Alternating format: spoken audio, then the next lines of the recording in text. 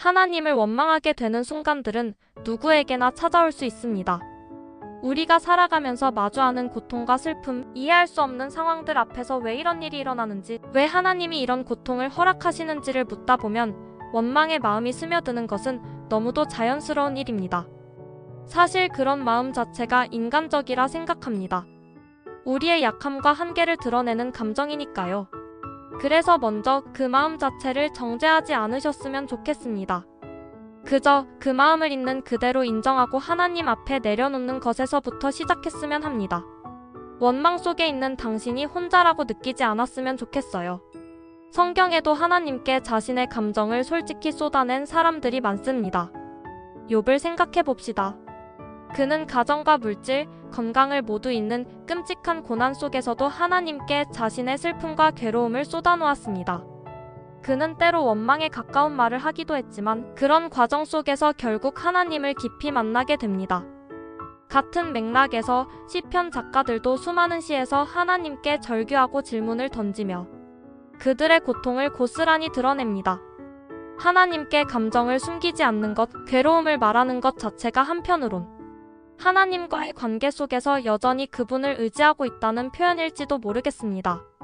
저 역시 개인적으로 하나님을 원망했던 순간들이 있었습니다. 제 삶에서 커다란 사고를 겪었을 때 왜 하나님이 이를 막지 않으셨는지 이해할 수가 없어서 밤낮으로 괴로워했던 기억이 납니다. 하지만 시간이 지나면서 알게 된 것은 저의 의문과 아픔에도 불구하고 그 순간을 함께 울며 계셨던 하나님이셨습니다.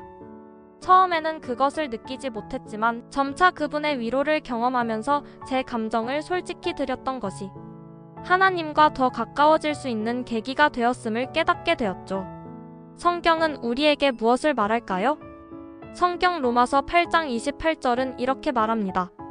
우리가 알거니와 하나님을 사랑하는 자, 곧 그의 뜻대로 부르심을 받은 자들에게는 모든 것이 합력하여 선을 이루느니라.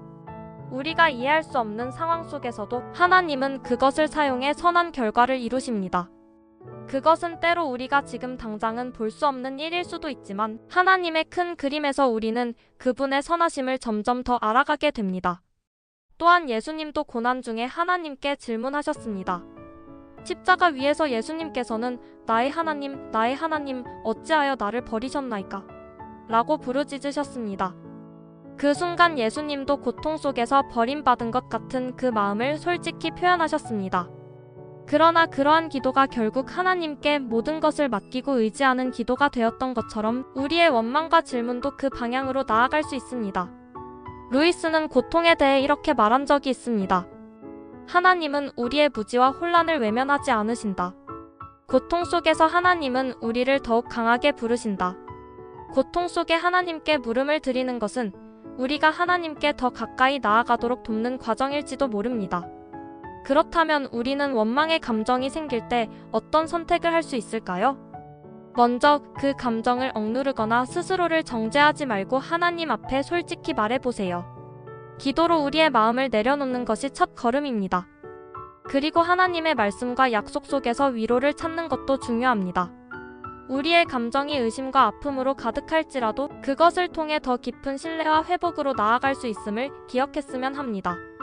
마지막으로 우리의 상황을 나 자신의 시각으로만 보지 않고 하나님의 더 큰 계획과 목적을 신뢰하는 선택을 해보세요.